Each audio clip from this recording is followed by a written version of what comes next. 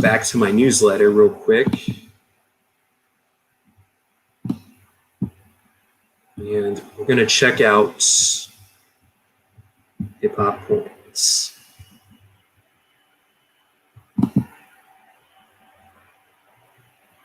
Of course, Hip Hop Coins can be found at hiphopcoins.com. And there's so much going on this website. I really have to applaud the people there. So this is an NFT marketplace for once again, hip hop artists. And let's check out some of the art here. Inspired by Ice Cube, Lauryn Hill, Dr. Dre, Jay Dilla, and so many more. I know this platform is growing. It's really a great way for independent artists to get out there, get their name out there, get their art out there, and really have a chance to get exposure, as well as be able to capture as much of the revenue as possible that comes in from their art. And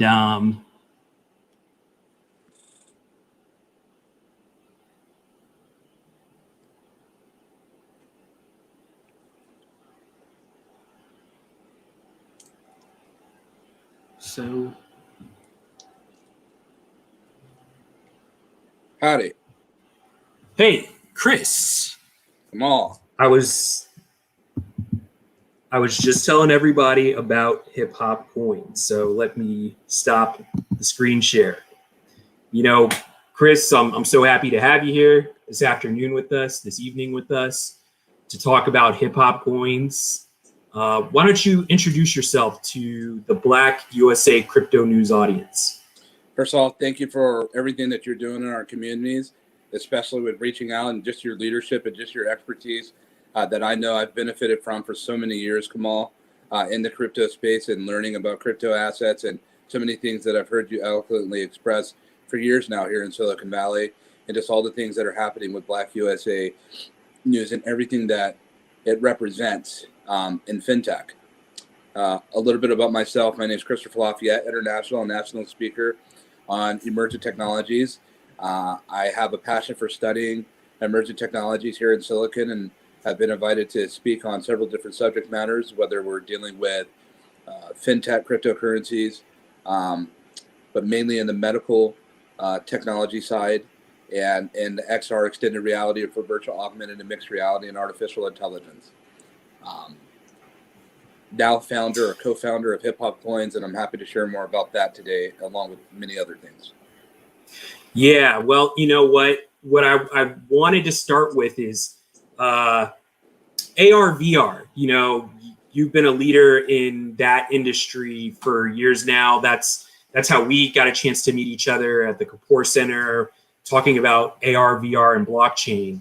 How did you get involved in AR, VR, and what are you doing nowadays in that space?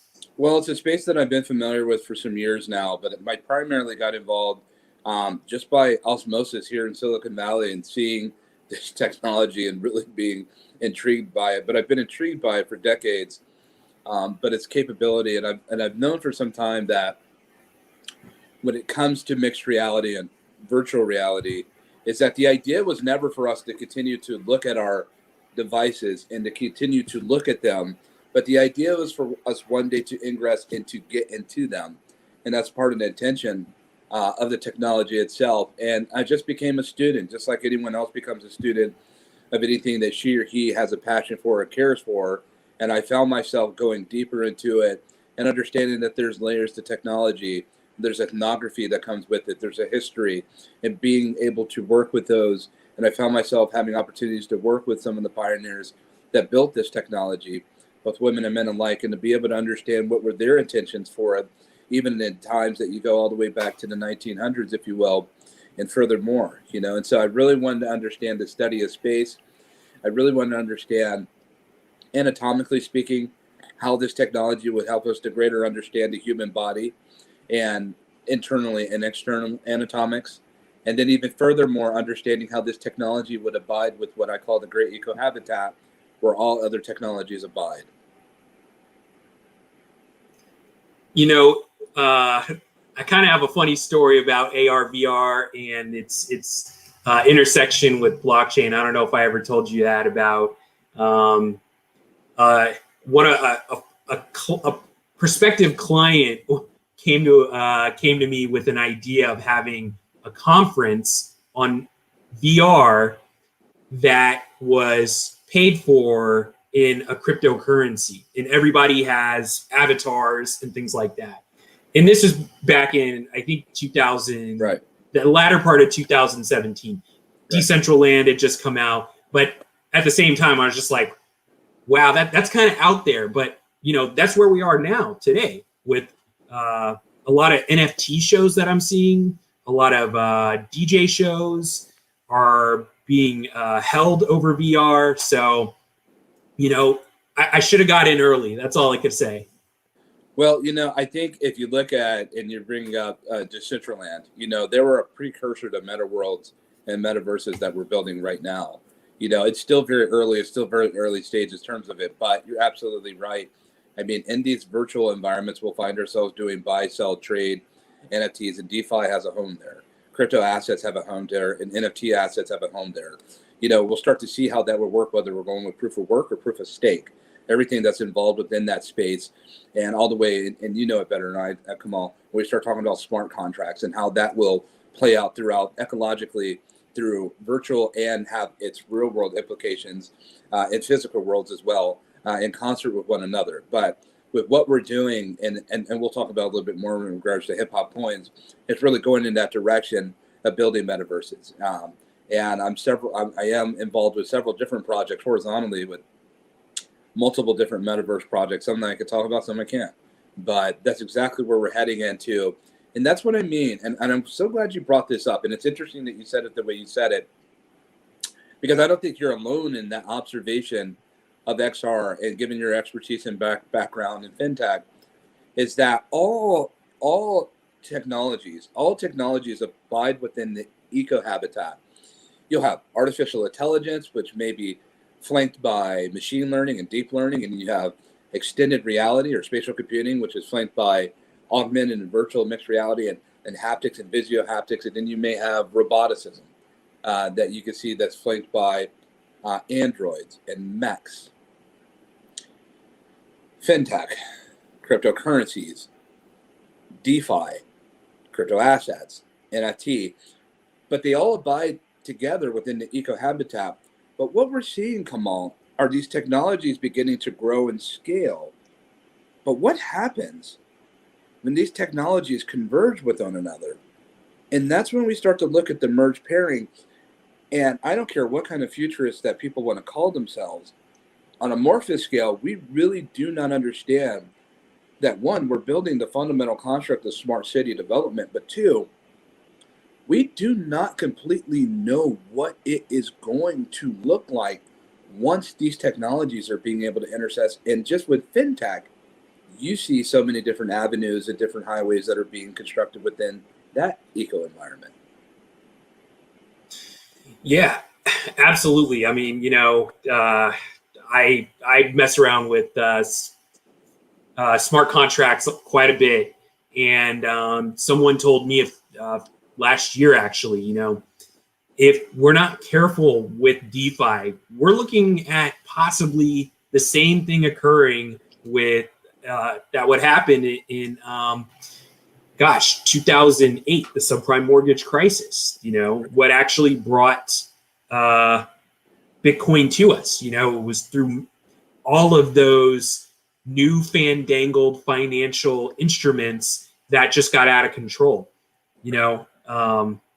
And so I don't want to get too far off into that, but yes, there's some risk. There is certainly some danger. I don't necessarily know if regulation is going to help that. You know, in some ways, regulation can actually hurt that. But I liked where you were going, where you were talking about the intersection of all these different technologies. And something I had an opportunity to participate in was the Black Technology Mentorship Program, which you were also the founder of. Could you talk a little bit about that and what you guys are accomplishing? Sure, and we're so grateful for your service and your mentorship leadership within that ecosystem. I founded Black Technology Mentorship Program. We're now in our second year, and it's a mentee mentor program first, education and mentorship reimagined, and last mile fulfillment third, which we have a specific emphasis on the career path and emphasis on entrepreneurship. I'm no longer just dissatisfied with people that look like us that get jobs at Google and Apple. I'll be more satisfied when we build the next Google and Apple.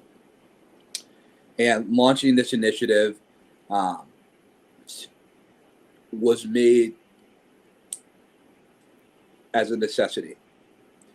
That Kamal, you'll absolutely understand this, that we as technologists, we as explorers and pioneers, not just those that work at Apple and Google, and that's honorable. I think that's amazing, actually, to get where many people in general have not gone.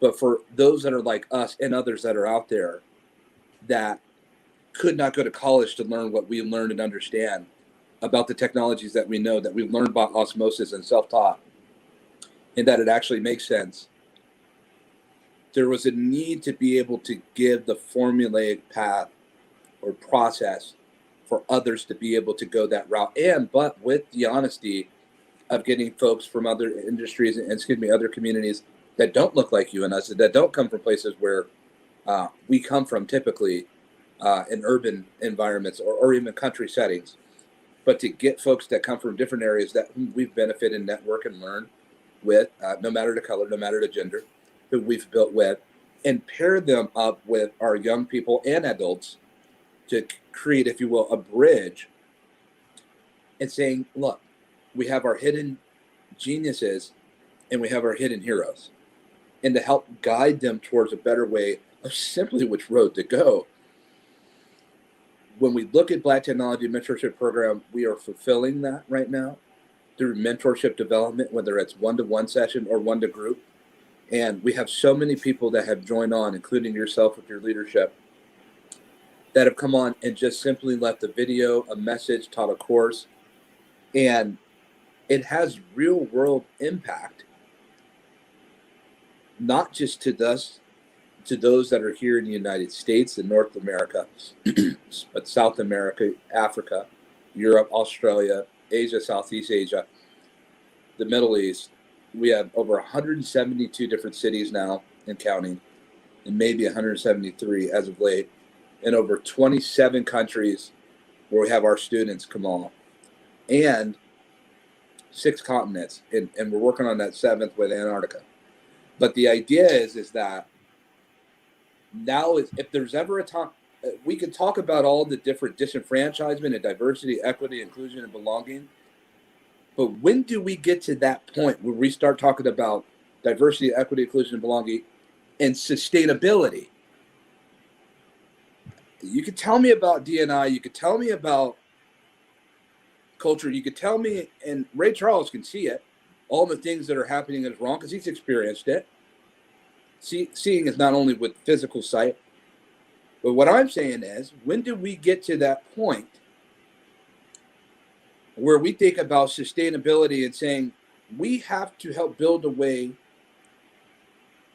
for ourselves, but in concert with one another from other different communities, not to say we have the money, we got it from here as far as donations or whatever deal flow capital that we're able to amass or rise to get our communities up. But we're saying we need your camaraderie, your allyship, and your capital deal flow contribution to be able to help get us where we need to go. We can't do it alone. And so who has been able to create that bridge? I'd look high, long, and I did look at Black organizations that are so dedicated to technology that do a wonderful job, whether that's Black in technology, whether it's Afrotech and our people over there. But it does not address directly the biggest area that I think, and I am saying that is missing in the Black community today, is mentorship reimagined. And we now live in a place where we've been disrupted by technology.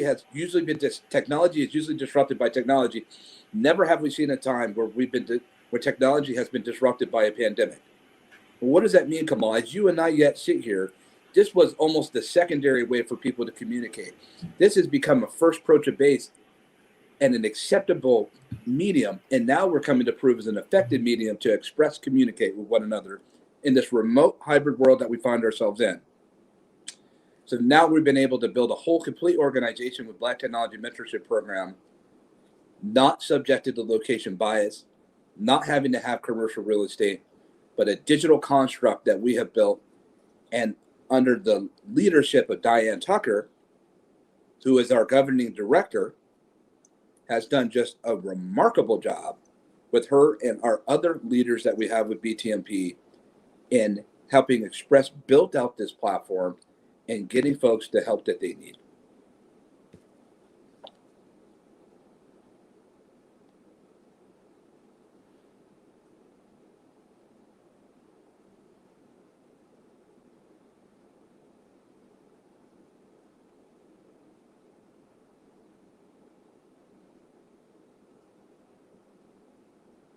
And so that's where we're at. And when we think about the opportunities that we find ourselves with, when it comes to actually building out technology, when it comes to working with communities, when it comes to finding a way for us to be able to move forward, there's been enough talking and there's been enough blueprint on the table.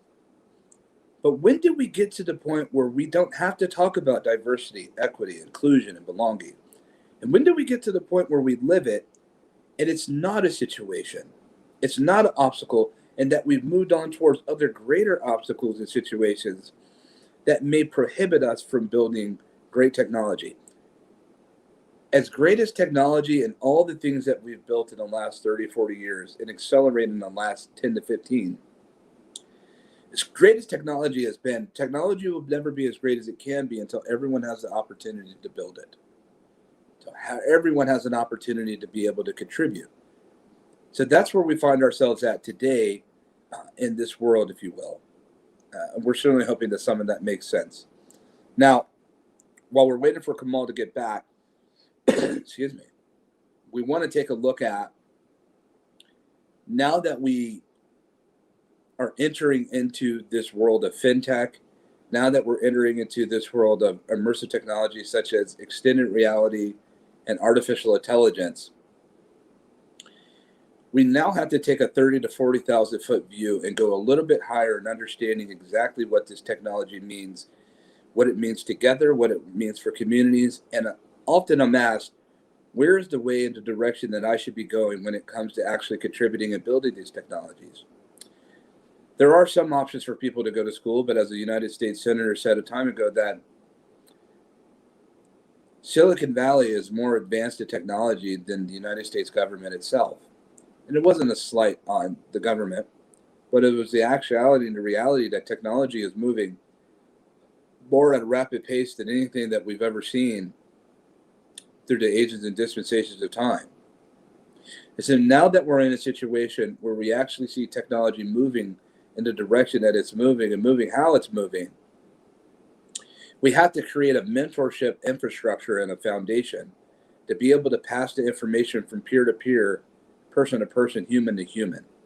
We can no longer wait just for us to be able to go into a classroom that's built and go through all the different things that need to happen. We need to be quick, rapid fire information, and a lot of people need information quicker. But now that most people have now adapted and adopted video communication, and as we know, the most progressive technology that's been developed and refined over the last 20 years is communication. Now that we've been able to take advantage, whether we're dealing with common messenger app systems or WhatsApp, or dealing with FaceTime, or Zoom, or Hangouts, and BlueJeans, and StreamYard, and other platforms, now that folks have learned how to use this technology and to be able to configure and congregate together, whether it's in individual sessions or in group, now we have to find ways to be able to better assimilate and to distribute information. And so by doing that, there's going to be guidance and leadership and people that are going to need to be on deck to be able to build these constructs. Because undoubtedly what's getting ready to happen is that we're going to find ourselves when we go to work, not sitting in front of our desktop or laptop or iPad, but what we'll do is we'll find ourselves on our way to work, putting on a headset and stepping in and going to work in the metaverse. And I'm happy to share more of that. And now that Kamal has arrived back with us. Thanks, Chris. My power went out, so I'm doing my best to duct tape this together, and hopefully. Right, and this is one of the realities that we also need to face in this remote working habitat. I did really greatly appreciate the opportunity to speak before the Black Technology Mentorship Program. When you were putting it together, I just felt a very strong camaraderie with you, because at that same time during the pandemic, I saw what was happening with financial technology and the future of money. And just like I was compelled to write that book, you were compelled to put together BTMP.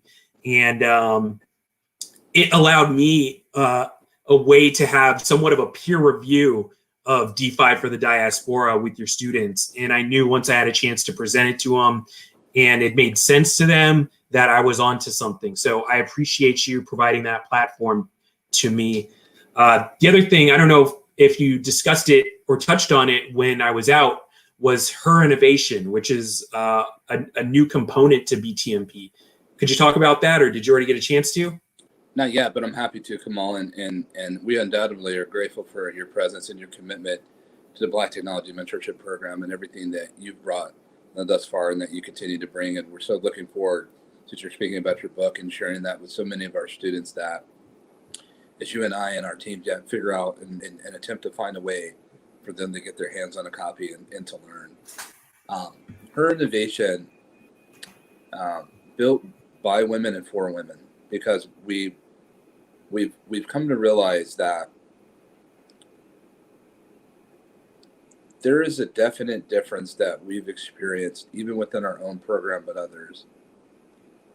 Different challenges that we've noticed that our women leaders in society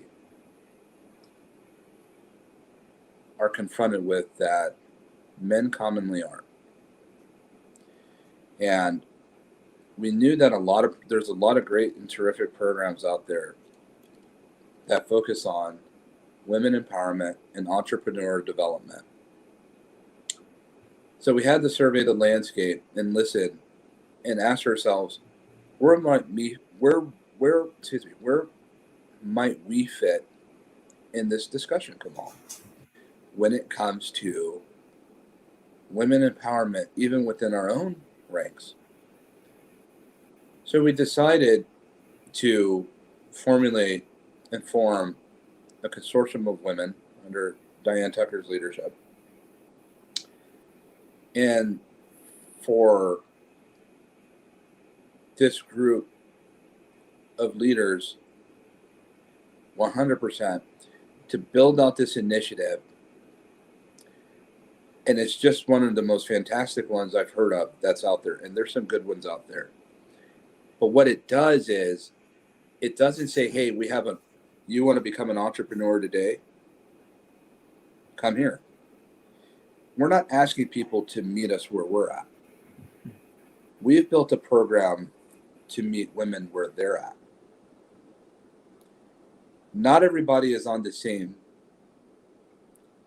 positioning place on the pioneering path of entrepreneurship. So with our platform, our intention is to create entrepreneurs, but moreover, it's to give information to those that may want to become an entrepreneur or not. So our success isn't dependent on whether you become an entrepreneur or not. Our success is dependent on whether we are able to reach and give you information so that you can make a decision and to a great degree have a runway to become an entrepreneur if you so do desire to be one.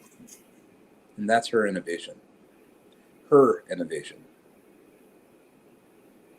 Excellent, excellent. Well, I want to take this time anybody in the audience right now, if you want the chance to get more technical skills, to upskill, to learn about some of the things that are covered, be sure to check out the Black Technology Mentorship Program. So next, of course, the thing that we all want to talk about, and what I'm excited to talk about most of all, is hip hop coins. So can you tell our audience a little bit more about hip hop coins, what it is? I know you've been hanging on to this for quite some time now. Sure, we're happy to share about it. And hip hop coins is for the culture. It's hip hop preservation and it's virtual purist. Frankly, hip hop coins is a platform that myself and my business partners have come up with and that we've been studying about its approach for some time now. And we saw an opening that we thought was appropriate to put it to market and to go public, which we have this week, and it's had a very wonderful reception. And this may be a shameless plug, but we encourage just everyone to go visit Hip Hop Coins because there's something for everyone, not just our artists that are creating NFTs and want to flex their work, but it's also, and not just for ones that want to have NFT drops and want to showcase what they have coming down the pipeline, but it's for all those that don't understand what an NFT is, a non-fungible token. They don't understand terminologies like DeFi and smart contracts and proof of stake and proof of work and all the different things that we're coming to appreciate under the crypto asset fintech narrative. And so we've created this platform, not just out of a sense of a need to educate, but really out of a sense of love that we have for the culture itself. Hip hop is not just Black. You know, it is not just Black and brown. It's everyone. It's everything when it comes to the hip hop centricity, sports, art, design, dance, gaming. Hip hop is so much, and who would have knew that hip hop would take it this far? Who would have knew that hip hop has grown the way that it's grown? You know, when we think about the beautiful golden era of the 90s, to me personally, I think 1992. Between 92 and 97 had the purest era of rap music, whether that's in the South, West, and the East. I mean, and that's a debate that will always, all of us will have our differences. And when hip hop was great, and hip hop is still great to this day. It's greater, really, but it was so precious when you began to see it to really grow. When it was almost undefined, it's so raw. And now, Kamal, and you know this better than I, we're now able to capture those moments, preserve those moments digitally, and create in this ownership economy ways for people to create, express, share with one another, be rewarded for that, and somebody will take the thing that was in your mind or thing that was precious to you, this non-fungible asset, and to be able to keep that for her or himself and to be able to promote that and put that either in a physical construct or they can have that in their virtual environment in their meta construct. And we just think that's absolutely amazing that you're able to do that in such a way where not only are we preserving the predecessors of this culture and what they've contributed responsibly, but we're also doing is we are inspiring a new medium financially of what this technology brings to the hip hop vertical as a whole, that if you're a musician, you're no longer having to be solely reliant on your deal flow capital raise on concerts, because that got cut off widely last year, this past pandemic. I mean, during the pandemic that we're still in, but with concerts, with swag, and then CD, vinyl, and stream distribution. That is not the only verticals that you have about you when you need and when you want to generate revenue as a musician today. And as an independent musician, or whether you're labeled up, now you can look at what does the NFT crypto asset world do for you and how you can mint your whole brand and put that on the blockchain.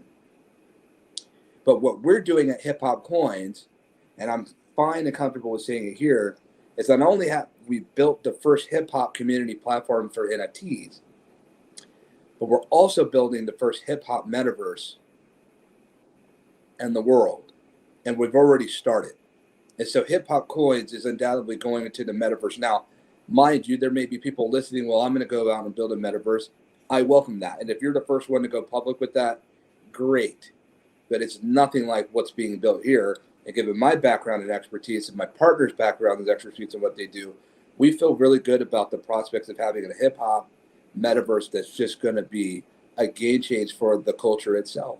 We have an opportunity to move beyond just having museums and Hall of Fames and building so much more, to the point where when we continue to go forward, hip hop will look like it was only in its infancy, which it is.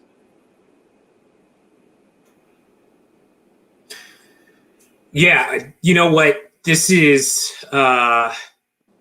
this is the great thing about where we are today. You know, decentralization, it gets thrown around a lot, but you know, one thing, given this environment that we're in, education has been decentralized. Obviously, money is in the process of being decentralized. Now, with your platform, hip hop is being decentralized, right? If an artist so chooses, they can take the major label component out of the equation, go directly to their fan base in a peer-to-peer manner. And then once again, you throw on the AR VR component in there in the metaverse, like you talked about. This is a new era of hip hop that goes along with the technology. Right now, though, the major thing, once again, is the information. There is a technology gap within our community. I know you're trying to bridge it. I'm trying to bridge it. And let's do a little of that right now. So, I mean, earlier on, I stammered my way through what an NFT is. Can you give your definition of what an NFT is? And then after that, talk about your definition of what a metaverse is. Sure. So NFT naturally will go for a non-fungible token, right? And when we talk about fungible, it's non-fungible, meaning that it's something that cannot be duplicated because it's a unique asset. And if it's fungible, then that means that there's something that can be duplicated over and over and over and over and over and over and over again, right? That's kind of what we look at when we look at Bitcoin or look at Doge and things like that, which is fungible. When we think about something non-fungible, it's going to be a unique asset that only you can be the one to be able to obtain that and to be able to have that. And there's a technology called blockchain, as you know, Kamal. And on blockchain, you're able to have this through proof of work, take this non-fungible asset, and you're able to get it what we call minted.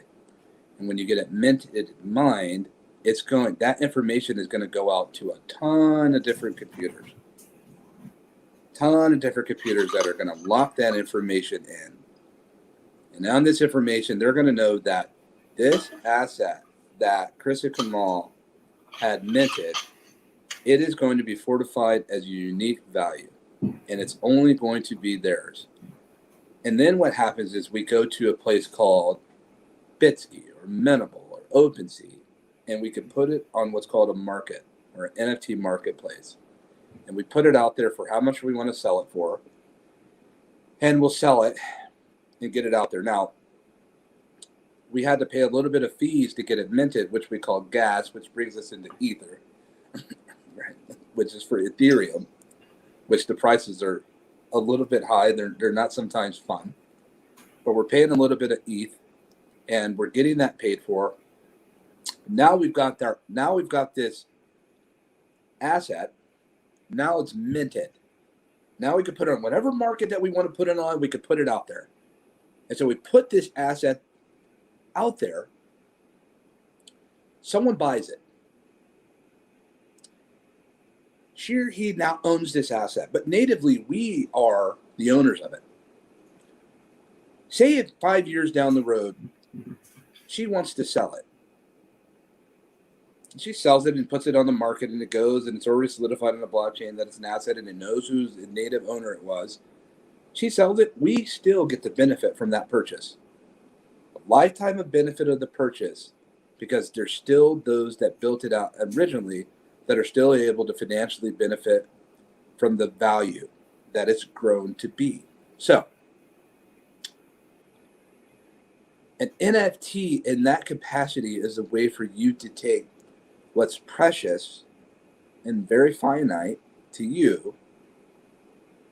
It's going to be your one of one, or you can do a one of 1,000, but you're one of one, and you can take that, you can solidify and mint its value to the chain and put it to market. Somebody will buy it, and that deal is solidified on the chain. Now, the metaverse, when we start talking about virtual and augmented and mixed reality, the metaverse is a place where worlds are developed in hyper-realistic, immersive, simulated environments where we're able to, whether it's with a headset or not, we're able to walk into complete 100% virtual spaces and carry forth any given type of operations that the space allows us to be able to do.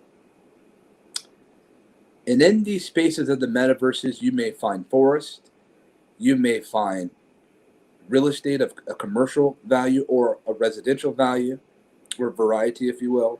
You may find luscious green landscapes. You may find bleak and bland parking lots.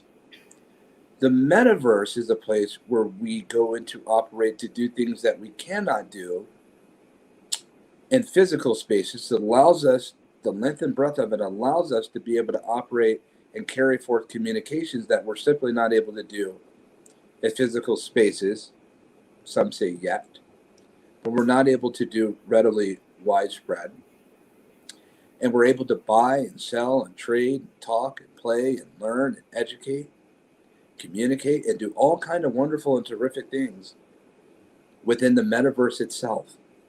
And within these metaverses, there are different cities and towns and countries and worlds. There's sci-fi spaces and fantasy spaces. There's gaming zones and whatever you want it to be. You may go into a metaverse space that's solely dedicated to ornithology when it comes to the study of birds. You may go into a space that's only dealing with cosmogony. You may go and deal with a space that's dealing with astrology, right? Study of space.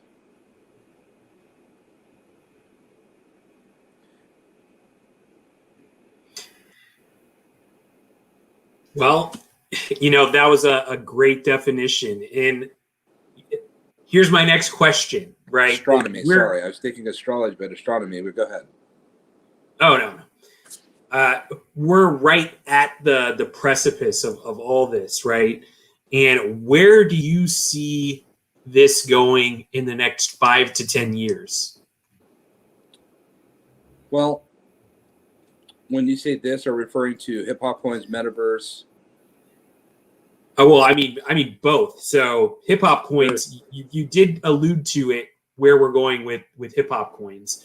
I'd like you to say that secondarily, but primarily, I'd like you to talk about where metaverses are going to be in 5 to 10 years from now.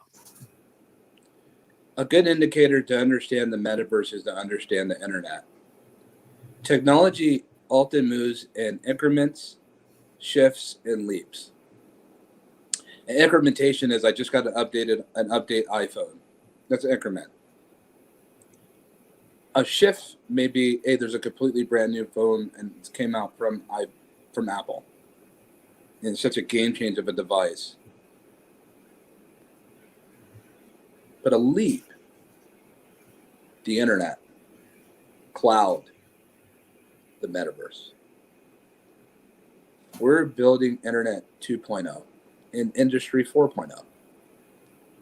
We're building what was originally intentionalized, all the data. Remember, within 72 hours time, there's more data produced than all in the beginning of time all the way to 2000. All the content that was ever amassed to produce, we produced that and come up with that in the 72-hour spans. That's called the internet. It's moving faster than what we truly realize. The metaverse is not something that we just interact with and watch. It's something that we interact with and feel. It's something that we experience. And within 5 to 10 years from now, what we might find ourselves being in is two fully constructed metaverses, manifold, where there will be a number of them. But just like when the internet started, there were a number of websites and platforms and search engines and things that came out, but only a few dominated and continued to rose. And ultimately, the people will decide what they want. Now, all these technologies that are in the eco-habitat, here's the other part. All of them abide within metaverses. We're now going into an area where all of these technologies matter and they're coming together. Even roboticism, especially roboticism. We're going to be able to travel and see and explore and educate in ways that we never could have even possibly fathomed and imagined. And it's amazing to even sit here and consider that. So in 5 to 10 years from now, we will have a manifold number of metaverses that have gone stream and gone to market in the consumer index, and some that will be built solely and specifically for enterprise. But I'll add this caveat too, is that you'll have metaverses that are horizontally appealing as well. Some that are specifically for hip hop centric culture. Some that will be specifically dedicated towards the arts of a different variety and of a different palette. We'll have some that may be solely specifically dedicated towards food and cuisine. But you'll have some that will have the whole menu. It's really simple, right, Kamal? When I go to a restaurant, if I go to a restaurant, I'm probably either going to go to a restaurant where there's big menu with everything on there for everybody at the table, or I'm going to go and there's 250 tables and chairs in the room, or I'm going to go to a restaurant with a small menu with a few things, and there may only be a few tables and chairs. And sometimes the one with the few tables and the less is more adage, there's lines out the door. And sometimes with all the tables and chairs, there's only a couple of people in there. So I believe that vertical we'll see more metaverses that are appealed towards those vertically speaking. But the ones that are open and robust, those will be significant.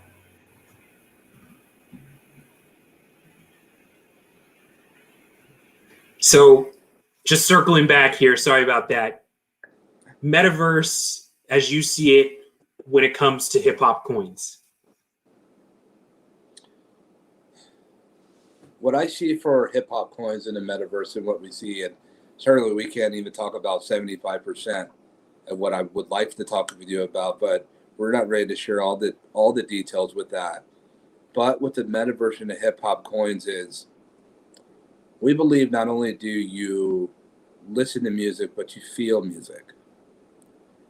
We believe that our poets and our artists, whether it's Tupac or Nas or Biggie or Jay-Z, shout out, whether that's the Wu-Tang Clan, shout out, that's E40 or Mr. Fab, whether that's Exhibit or Dr. Dre or Kendrick, whether that's Game, whether that's old school Large Professor, old school Run DMC, old school Gangstar, old school SIBO, old school Spice One, 50, Rick Ross, all these incredible artists, Drake, they all have cultures and microcultures to their music. And if they were given the tools to be able to express more about what they are putting out there, from the producer to Ninth Wonder to Premier to Dre to all these other incredible producers that are out there, to the artist itself, the poet, the engineers, and those that do incredible engineering, Rick Rubin type, and Pharrell, for them to be able to express their content deeply, visually, and to be able to create worlds based on their content, based on their culture and their ecosystems. It's one thing to have rock, and you heard it here first. You have rock, look, Rock Nation, Rockefeller.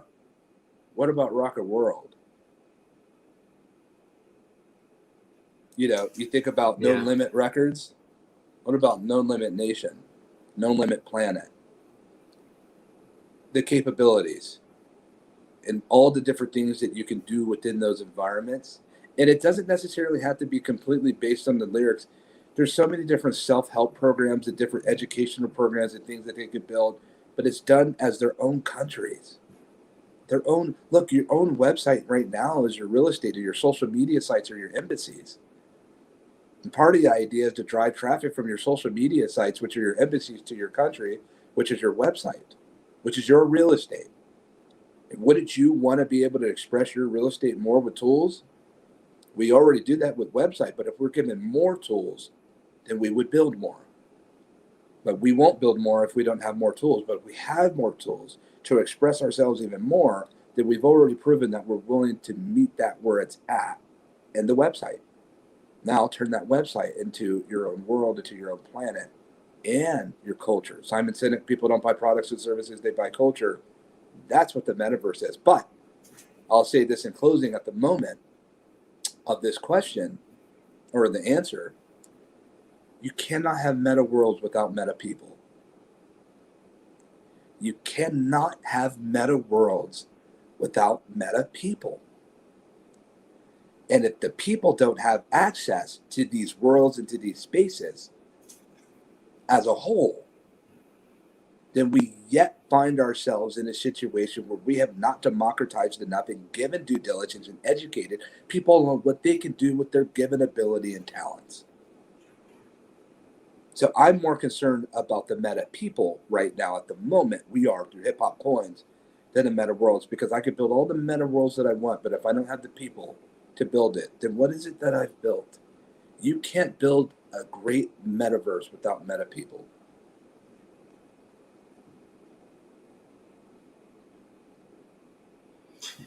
Very true, sir. Very true. And I don't know where else to go from there. So do you have any closing words or anything else that you want people to know about yourself, about Hip Hop Coins, Black Technology Mentorship Program, anything that people should keep an eye on in the near future?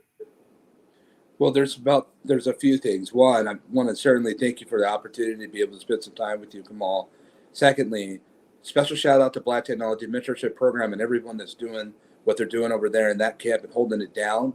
We ask that if any of you or anyone that's watching, or if you know anyone that's in need, no matter the color, no matter the gender, they can find themselves with a home within the Black Technology Mentorship Program, and people that are willing to help you go further wherever you want to go in your career, to give you minimally advice and good guidance towards becoming an entrepreneur or joining a company and having a career path. Moreover, special shout out to Hip Hop Coins and the wonderful work that our team is doing with hiphopcoins.com and all the things that we do in that camp.